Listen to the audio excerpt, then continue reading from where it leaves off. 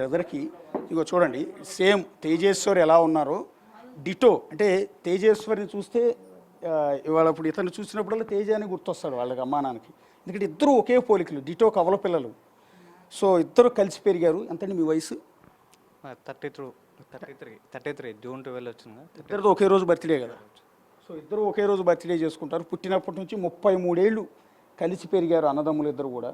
ఇద్దరు అంటే మామూలు అన్నదమ్ముల కంటే కూడా, అంటే ముందు అన్న పుట్టి తర్వాత తమ్ముడు పుట్టి ఇద్దరి మధ్య 1 సంవత్సరం 2 ఏళ్ళు గ్యాప్ ఉన్న వాళ్ళ మధ్య ఉండే అనుబంధం కంటే కూడా ట్విన్స్ మధ్య అనుబంధం చాలా ఎక్కువ ఉంటుంది. ఒకేసారి అమ్మ కడుపులో పెరిగారు, ఇద్దరు ఒకేసారి పుట్టారు, ఇద్దరు కలిసి పెరిగారు.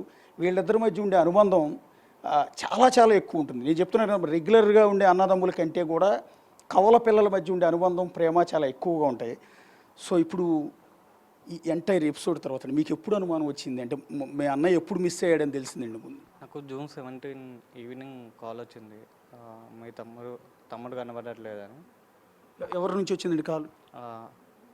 సందీప్ అన్న అని తమ్ముడు ఆయన దగ్గర ఇంతకుముందు వర్క్ చేస్తుండే అనమాట. అతని నుంచి కాల్ వచ్చింది. తమ్ముడు ఇక్కడ ఇంట్లోనే ఉంటాడు కదా అతను కూడా, మీ తమ్ముడు. అంటే తేజ ఇదే ఇంట్లో ఉంటాడు కదా? ఇంట్లో ఉంటాడు. అంటే మొదట మీకు అనుమానం రావాలి కదా, ఇంటికి పనికి వెళ్ళిన వాడు ఇంకా రాలేదు అని. యాక్చువల్గా వీళ్ళు పెళ్లి చేసుకున్న రోజే నేను ఇంటి నుంచి బయటకు వెళ్ళిపోయినా. ఆ పెళ్ళి నాకు నచ్చక ఆ పెళ్ళికి వ్యతిరేకంగా నేను ఇంటి నుంచి బయటకు వెళ్ళిపోయి 1 మంత్ నుంచి బయటనే ఉంటున్నాను. ఓహో, మీరు పెళ్ళిని వ్యతిరేకించి ఈ ఇంట్లో అమ్మాయి ఉన్న ఇంట్లో నేను ఉండలేనని మీరు బయటకు వెళ్ళిపోయారు.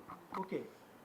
అయితే అదే నాకు ఈ మ్యాచ్ క్యాన్సిల్ అయినప్పుడు కొన్ని రూమర్స్ అయితే తెలుసు, ఈ అమ్మాయి ఇట్లా సో ఎఫ్ఐఆర్లు ఉన్నాయి అది అని. అవి నేను మా తమ్మునికి కన్వే చేస్తే వినలేదు. అయితే మీరు చెప్పారా అమ్మాయి మంచిది కాదు, అతనికి బ్యాంక్ మేనేజర్ వాడితో ఎఫ్ఐఆర్ ఉంది, తల్లికి కూతుళ్ళు ఇద్దరికి ఉంది అన్న విషయం చెప్పినా కూడా వినలేదా? అంటే తల్లికి ఉందన్న సంగతి నాకు తెలియదు, కానీ ఈమెతో ఉంది అనేది అయితే ఇట్లా నాకు రూమర్స్ అయితే తెలుసు. కాకపోతే అవి నేను కన్ఫర్మ్ చేసుకొని వీరికి చెప్తే బాగుంటుంది అని చెప్పి నేను టైం కోసం వెయిట్ చేశాను. కానీ అంత టైం నాకు మా తమ్ముడు ఇవ్వలే. మ్యారేజ్ అని అమ్మాయి డైరెక్ట్ ఫ్రెండ్స్ సపోర్ట్ తీసుకొని మ్యారేజ్ చేసుకున్నాను. పెళ్ళికి కూడా మీరు వెళ్ళలేదా ఆ రోజు? వెళ్ళలేదు నేను మ్యారేజ్కి. అమ్మా నాన్న అక్క వీళ్ళు ఇంకా మా తమ్ముడు ఏడ్చిండంట వచ్చి, ఒక్కరిని చేసుకోవాల్సి వస్తుంది మ్యారేజ్, అమ్మ నాన్న కూడా లేకుంటే ఎట్లా అంటే మా అత్త వాళ్ళు ఇంకా కొడుకు పెళ్ళి అట్లా వదిలేస్తే బాగోద్దని చెప్పి తీసుకెళ్ళి ఇంకా అక్షింతలు వేయించుంటాను.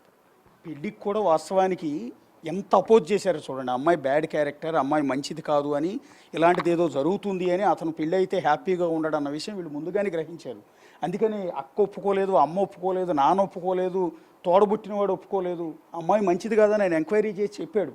చెప్పినా కూడా అమ్మాయి మరి ఎలా ట్రాప్ చేసిందో, ఎలా తన వ్యామోహంలోకి అతన్ని లాగిందో తెలియదు. కానీ వీళ్ళందరూ వద్దన్నా కూడా ఆఖరికి అతను పెళ్లి అరేంజ్మెంట్స్ అంతా సొంతంగా చేసుకున్నాడు. అతను ఒక్కడే చేసుకున్నాడు, ఎందుకంటే వీళ్ళకి ఇష్టం లేదని.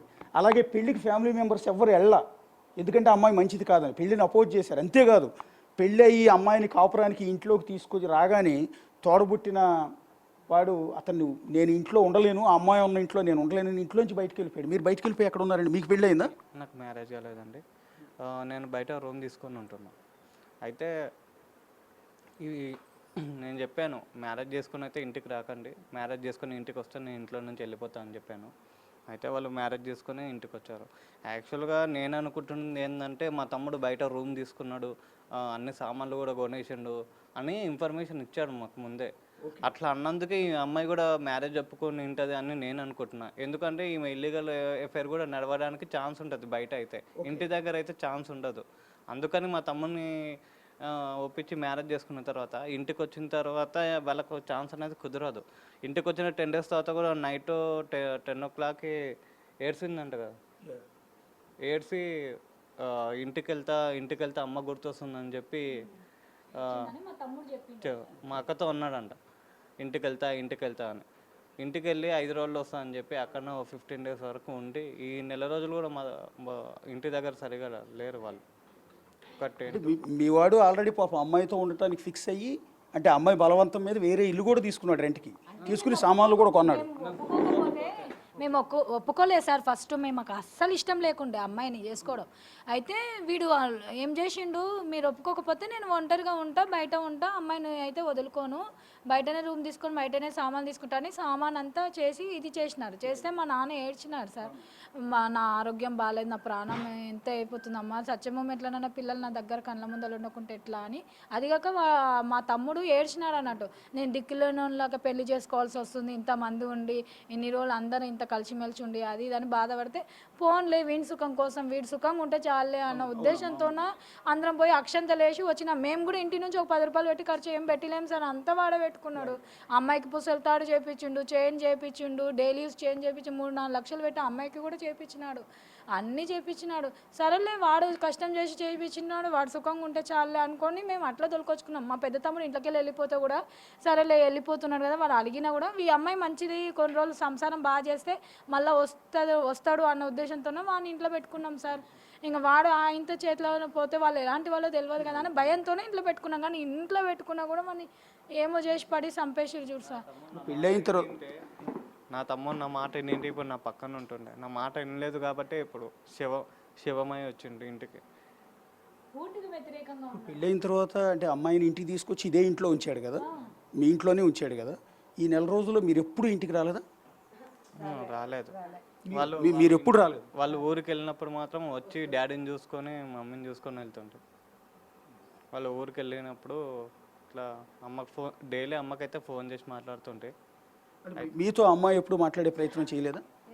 నేను మాట్లాడొద్దని ఫిక్స్ అయిపోయినా. ఎందుకంటే మా అక్కకు కూడా ఫోన్ చేసి చెప్పిన, ఏ రోజైతే అమ్మాయి కానీ అమ్మాయి తమ్ముడిని మన అమ్మనైనా మంచిగా చూసుకుంటుందని నమ్మకం నాకు వచ్చినప్పుడే ఇంటికి వస్తాను కూడా మా అక్కకు చెప్పిన, ఫోన్ చేసి చెప్పిన.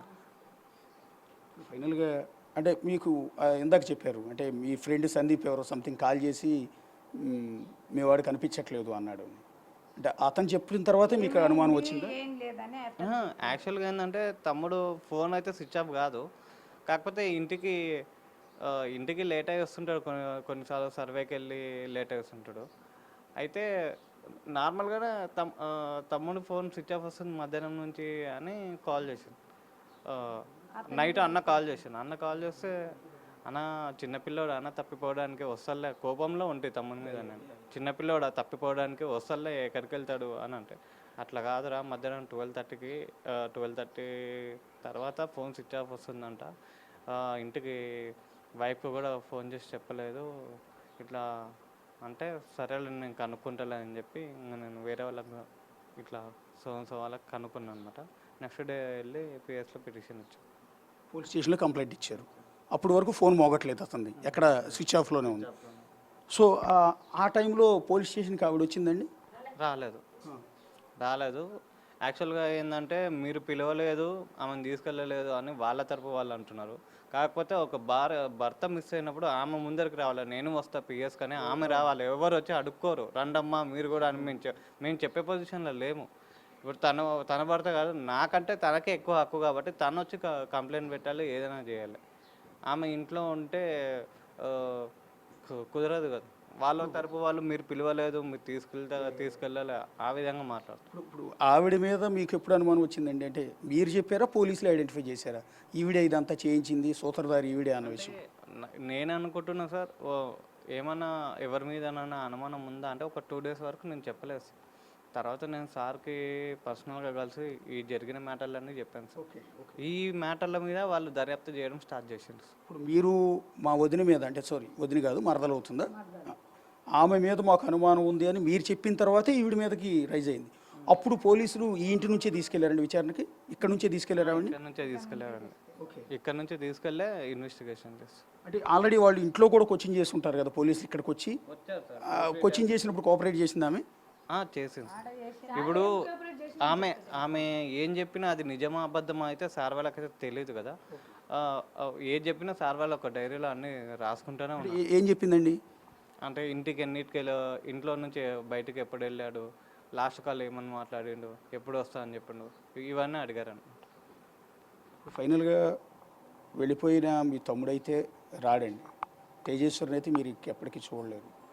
సో ఇప్పుడు మీకు కావాల్సింది న్యాయం చేయటం తప్ప, ఇప్పుడున్న చట్టాలు కానీ మేము కానీ పోలీసులు కానీ ప్రభుత్వం కానీ ఏం చేసినా మీకు న్యాయం చేయటమే. ఇలాంటి మీ వాడి ప్రాణం తీసిన ఆ తల్లి కూతుళ్ళు అండ్ ఆ బ్యాంక్ మేనేజర్ తిరుమల అనేవాడిని ఏం చేయాలనుకుంటున్నారు మీరు? ఇక్కడ అమ్మాయే కాదు, పెళ్లి చేసుకొని ఒక అమ్మాయికి ద్రోహం చేసిన ఆ బ్యాంక్ మేనేజర్ ఇంకొక అమ్మాయితో ఇల్లీగల్ ఎఫైర్ పెట్టుకున్న వాడిని అయితే కఠినంగా శిక్షించాలి. ఎందుకంటే తప్పు వీడిది కూడా ఉంది. భార్య ఉండి కూడా వేరే అమ్మాయితో ఎఫైర్ పెట్టుకుని ఆ అమ్మాయి కోసం ఆ, ఆ, ఒక ఒక అమాయకుని కిరాతకంగా చంపించిండు. వాడికైతే కి- వాడికైతే చట్టం ఉరిశిక్ష పడాల్సిందే సార్. నేనైతే తల్లి కూతుళ్ళని అండ్ వాడిని నడి రోడ్డు మీద నుంచోబెట్టి రాళ్లతో కొట్టాలన్న. యాక్చువల్లీ జర్నలిస్టులు ఎవరు ఆ మాట అనకూడదు కూడా. యాక్చువల్లీ నేను కూడా వాళ్ళ ఫ్యామిలీ మెంబర్ లాగా ఫీల్ అయ్యి ఆ మాట అన్నాను నిజంగా ఆవేశంలో. బేసిక్గా జర్నలిస్టులు ఆ కామెంట్ చేయకూడదు, చట్టాన్ని చేతిలో తీసుకుని కొట్టమని. కానీ ఈ కుటుంబాన్ని చూసిన తర్వాత, వీళ్ళ కళ్ళల్లో కన్నీళ్లు చూసిన తర్వాత నాకు అనిపిస్తుంది ఏంటంటే, యాజ్ యూజువల్గా పోలీస్ స్టేషన్లో అరెస్ట్ చేసి కోర్టులో రిమాండ్కి పంపించి ఆ కేసు విచారణ ఒక 15 ఏళ్ళు 20 ఏళ్ళు తేలే వరకు వాళ్ళని జైల్లో ఉంచి మేపటం తప్ప, 3 పూట్ల ఫుడ్ పెట్టి మేపటం తప్ప ఏమీ లేదు. అల్టిమేట్గా వీళ్ళకి ఏం న్యాయం జరగదు. అవసరమైతే ఛార్జ్ షీట్ ఫైల్ చేసిన తర్వాత ఒక 90 రోజుల తర్వాత ఆటోమేటిక్గా బెయిల్ వస్తుంది వాళ్ళకి. మళ్ళీ 90 రోజుల తర్వాత బయటకు వచ్చి ఇంకొక అమాయకుడిని బలి చేస్తారు. సో అలా చేయకుండా ఉండాలి అంటే దుబాయ్లో శిక్షలు ఇక్కడ అమలు చేయాలి అని, ఇంకొక బాధితుడు బలి కాకుండా ఉండాలి అంటే ఖచ్చితంగా వాళ్ళని కొట్టి చంపాలని నేను ఇందాక ఆ మాట అన్నా. అందుకని నాకు వెనక్కి తీసుకోబుద్ధి కూడా కావట్లే ఆ మాటని. ఎందుకంటే వీళ్ళ ఫ్యామిలీ మెంబర్ చనిపోయిన తేజేశ్వర్ నా బ్రదర్ అనుకుంటూ ఉన్నాను, బాధతోనే ఈ మాట అంటూ ఉన్నాను. ఒకసారి చివరిగా ఒక్క మాట. థ్రెట్ ఉందండి, వాళ్ళ నుంచి మాకు కూడా థ్రెట్ ఉంది.